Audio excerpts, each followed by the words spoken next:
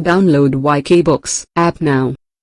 Copycat marketing 101 अध्याय 1। हम कॉपीकैटों के संसार में रहते हैं। अपने बड़ों की बात सुनने के प्रति बच्चे कभी गंभीर नहीं होते हैं, परंतु उनकी नकल करने में वे माहिर होते हैं। जेम्स बाल्डविन, लेखक। बचपन में मैंने जो पहली किताब पढ़ी वह थी चुटकुलों की पुस्तक, एक जो अभी भी मुझे याद है, जो मुझे और मेरे एक मित्र को परेशान करता था। पैसे से ही पैसा आता है, तुम्हें केवल डिजाइन की नकल सही तरीके से करनी चाहिए। मैंने पहले ही बताया था कि यह एक बहुत बढ़िया चुटकुला था। सही है ना? लेकिन विचार अति गंभीर है। संपत्ति अर्जित करने हेतु कॉपीकैट करने के लिए हम तरीके क्यों नहीं ढूंढ पाते हैं? इस संबंध में सोचिए। हम अपने जीवन में सभी चीजों की कॉपीकैट करते हैं, सही है ना? लेकिन एक चीज की कॉपीकैट करना अधिकांश लोग संपत्ति अर्जित के तरीके की कॉपीकैट नहीं कर सके। यह सत्य है कि हम सब कॉपीकैटिंग में कुशल हैं। हम में से प्रत्येक में विभिन्न योग्यताएं होती है जो हमें एक अलग इंसान बनाती है। कुछ लोग अच्छे नर्तक होते हैं, जबकि कुछ लोग ठीक से नाच नहीं सकते। हम में से कुछ अच्छे चित्रकार होते हैं, जबकि औरों को चित्र बनाना एक कठिन काम लगता है। हम में से कुछ अच्छे खिलाड़ी होते हैं, जबकि अन्य सीधे चल नहीं पाते। लेकिन हम में से प्रत्येक में एक चीज अच्छी होती है, बिना किसी अपवाद के, वह है कॉपीकैटिंग। कभी आपने सोचा है कि हम कॉपीकैटिंग में कितने माहिर हैं? जब कॉपीकैटिंग का समय आता है तो हम सबको यह प्रकृति का उपहार है। हम कॉपीकैटिंग में माहिर हैं, भले ही हम कहीं भी रहते हों या भले ही व्यक्तिगत तौर पर हमारी योग्यता कुछ भी हो, पर कॉपीकैटिंग एक विशेष गुण है जो हम सब का है। एक चीज में हम माहिर हैं, वह है कॉपीकैटिंग। तो फिर संपत्ति अर्जित करने के तरीके की कॉपीकैटिंग अभी तक हम क्यों नहीं कर सके? बचपन से मरण तक कॉपीकैटिंग करते हैं। हमारे जन्म के दिन से ही कॉपीकैटिंग प्रारंभ हो जाती है। हमारी मातृभाषा की, भोजन की, बाल बनाने के तरीके की, चलने के तरीके की, सजने संवरने के तरीके की हम कॉपीकैटिंग करते हैं। जब हम स्कूल में जाते हैं तो हम अक्षरों की नकल करके पढ़ना लिखना सीखते हैं। यदि आप पश्चिम सभ्यता में जन्मे हैं तो आप पेज के बाएं से दाईं ओर लिखने की पद्धति नकल करते हैं। यदि आप एशिया क्षेत्र के कुछ हिस्सों में जन्मे हैं तो आप दाईं से बाईं ओर लिखने की पद्धति नकल करते हैं। जैसे जैसे हम बड़े होते हैं हम नकल करके कार चलाना सीखते हैं, सही है ना? कैसे बैक मिरर देखना चाहिए, मुड़ने का निर्देश वाला सिग्नल होने पर मुड़ना, स्पीड लिमिट के अनुसार है, सही है ना? कैसे बैक मिरर देखना चाहिए, मुड़ने का निर्देश वाला सिग्नल होने पर मुड़ना, स्पीड लिमिट के अनुसार ड्राइव करना और आवश्यकता अनुसार रुकना कैसे चाहिए, यह सब हमें हमारा इंस्ट्रक्टर ही बताता है। अपने इंस्ट्रक्टर की कॉपीकैटिंग यानी नकल में हम जितने अच्छे होते हैं उतनी ही आसानी से हम ड्राइविंग टेस्ट पास कर लेते हैं। जैसा देश वैसा भेष। अपने आसपास के लोगों की नकल में हम बहुत अच्छे होते हैं। हमें उस समय आश्चर्य होता है जब हम विभिन्न सभ्यताओं के लोगों को अनुकरण अपने आसपास देखते हैं। मुहावरे का भी यही अर्थ है, जैसा देश वैसा वेश। यह एक सामान्य सी बात है कि विभिन्न सभ्यताओं का हम आदर करते हैं। विशेषकर जब हम किसी दूसरे देश के दौरे पर होते हैं तो हम इस बात का विशेष ध्यान रखते हैं। लेकिन करने की अपेक्षा कहना आसान होता है। अपने आसपास के रिवाजों की एक में हम इतने माहिर होते हैं, और जब हमें यह पता चलता है कि दूसरे हमारे रिवाजों का अनुकरण कर रहे हैं तो हमें आश्चर्य होता है। अपने विश्व में टीवी दर्शकों के मनचाहे स्नैक्स की एक छोटी सी सूची से मेरा मंतव्य स्पष्ट हो जाएगा। यूनाइटेड स्टेट्स पॉपकॉर्न, चीन chicken feet, Japan tea sandwich, Mexico ear of roasted corn, Bharat mutton sandwich, Korea sun dried squid. क्या आप सोच सकते हैं कि वे उसे कैसे खा पाते होंगे? Sun dried squid, chicken feet. लेकिन सोचिए, यदि आप कोरिया में पले बड़े हुए हों तो टीवी देखते समय आप क्या खा रहे होंगे? सही है, सन ड्राइड स्क्विड। काम करने के तरीके में नकल। यही मेरा मुद्दा है। विभिन्न संस्कृतियों के बीच बहुत सारे अंतर होते हैं, लेकिन प्रत्येक में एक चीज सामान्य होती है वह है जिस संस्कृति से हम संबंधित होते हैं उसको हम नकल करते हैं।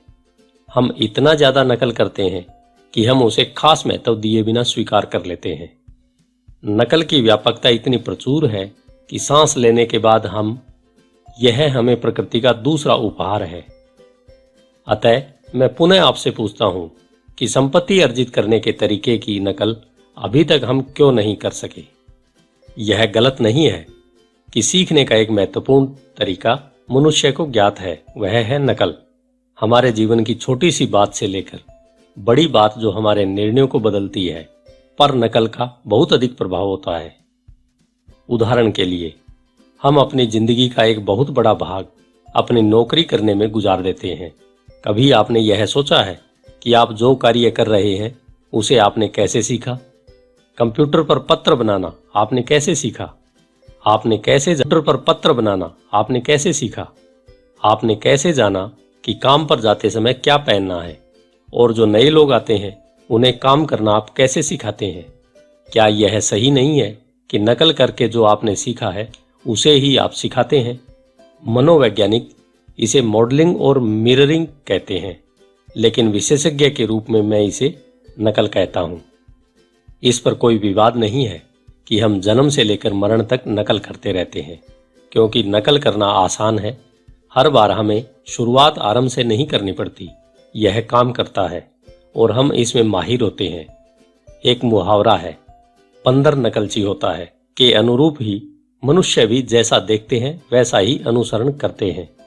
इसलिए मैं कहता हूं कि हम नकलों के संसार में रहते हैं। यदि इस संसार का प्रत्येक प्राणी किसी एक काम में माहिर है तो वह है नकल। काम की नकल का संक्षेप है। हजारों साल पहले किसान के बच्चे अपने माता पिता की नकल कर किसान बने। मोची के बच्चे मोची बने। इसलिए हमारे उपनाम हमारे व्यापार के अनुरूप रखे गए, जैसे फार्मर, स्मिथ, कारपेंटर, टेलर आदि। औद्योगिक क्रांति के फलस्वरूप फार्मर, स्मिथ, कारपेंटर, टेलर जैसे उपनाम वाले लाखों बच्चे अपने पुश्तैनी व्यापार से अलग हो गए और वे शहरों में काम की नई धारणा की नकल करने लगे। काम की नौकरी पुश्तों से अच्छी तरह से होती रही है, विशेषकर अमेरिका में जो औद्योगिक क्रांति का अग्रणी रहा है। 20वीं शताब्दी का पूर्वार्ध 2 विश्व युद्धों व पिछड़ेपन का साक्षी रहा है। बहुत से लोगों ने अपने परिवार और मित्रों की नकल की और 9 से 5 बजे की नौकरी से खुश रहे। और जब तक लोगों की अपेक्षाएं उनके जीवन स्तर से आगे नहीं निकल गई, तब तक लोग जिन्हें नौकरी मिलनी जारी रही खुश रहे। और जब तक लोगों की अपेक्षाएं उनके जीवन स्तर से आगे नहीं निकल गई, तब तक लोग जिन्हें नौकरी मिलनी जारी रही वे मानसिक तौर पर उन्हें जो कुछ मिल रहा है उससे संतुष्ट होते हैं। नकल करने से पहले जरा सोचें, हमारे जीवन में बहुत सारी बातों के अनुरूप नकल का भी एक कमजोर पक्ष है।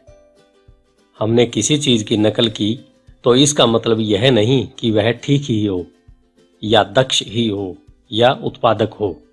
दुर्भाग्यवश अक्सर नकल करने से हमारे विचार की क्षमता में गिरावट आती है। मेन स्ट्रीट स्थित एक दुकानदार की कहानी मुझे याद आ रही है, जिसने बाबा आदम के जमाने की घड़ी दुकान की खिड़की में लगा रखी थी। कुछ सालों बाद दुकानदार ने पाया कि एक सभ्य आदमी प्रतिदिन दोपहर को दुकान के सामने आकर उस पुरानी घड़ी के सामने ठहर जाता और जेब से अपनी घड़ी निकालकर सावधानी से दुकानदार दौड़कर दुकान से उसके पास गया और उसने पूछा कि प्रतिदिन आप अपनी घड़ी का समय क्यों मिलाते हैं?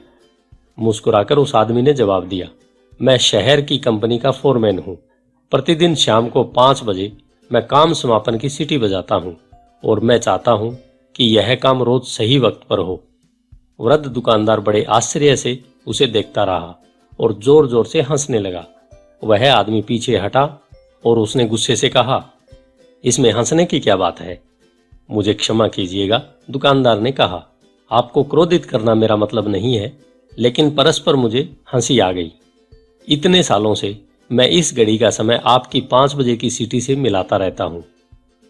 नकल के कमजोर पहलू का यह एक उत्कृष्ट उदाहरण है।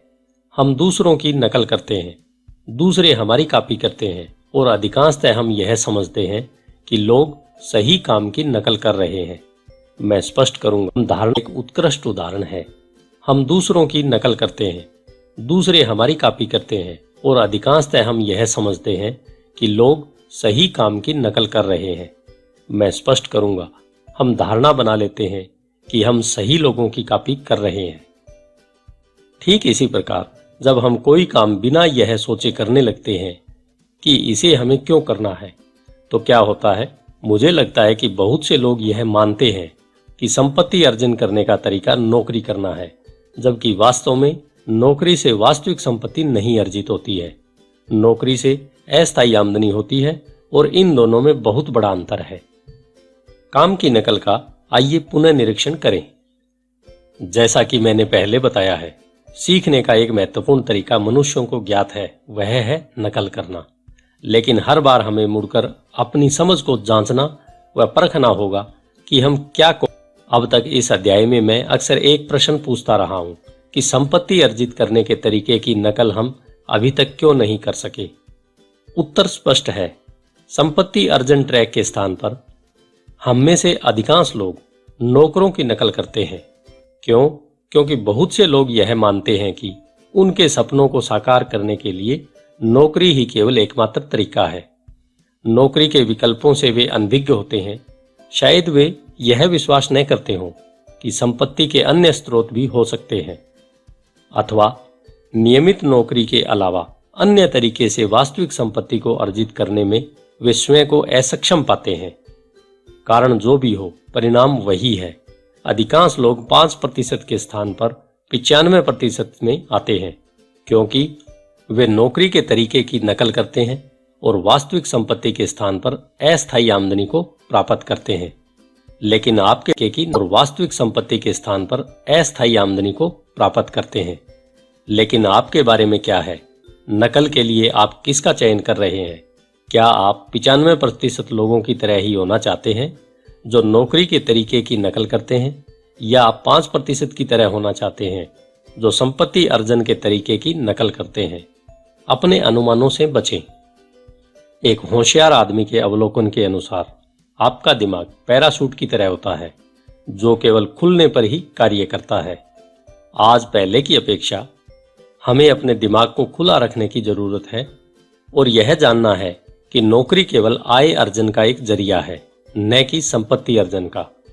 मेरा मानना है कि यदि लोग अपने जीवन में आगे बढ़ने के प्रति गंभीर हैं, उन्हें जो कुछ मिल रहा है उससे संतुष्ट होने की बजाय उन्हें अपने अनुमानों से बचना होगा और संपत्ति अर्जन के वैकल्पिक को खुला रखना होगा। मेरा मानना है कि 95% लोग, अर्थात जो लोग नौकरी लिखे दरवाजे से प्रवेश करते हैं, पुनः उसी स्थान पर पहुंच जाते हैं जहां से वे चले थे। मेरा मानना है कि यदि हम अपने परिणामों को प्राप्त करने तथा 5% में आने के प्रति वास्तव में इच्छुक हैं, तो हमें उन दरवाजों से प्रवेश करना होगा जो संपत्ति अर्जन के हों। अगले अध्याय में हम आमदनी अर्जन और संपत्ति अर्जन के मध्य स्थित अंतर पर गहराई से चर्चा करेंगे और हम सीखेंगे कि पहले की अपेक्षा आज वास्तविक संपत्ति प्राप्त करना क्यों ज्यादा आसान है। इस किताब को पूरा सुनने के लिए आज ही YK बुक्स ऐप डाउनलोड करें।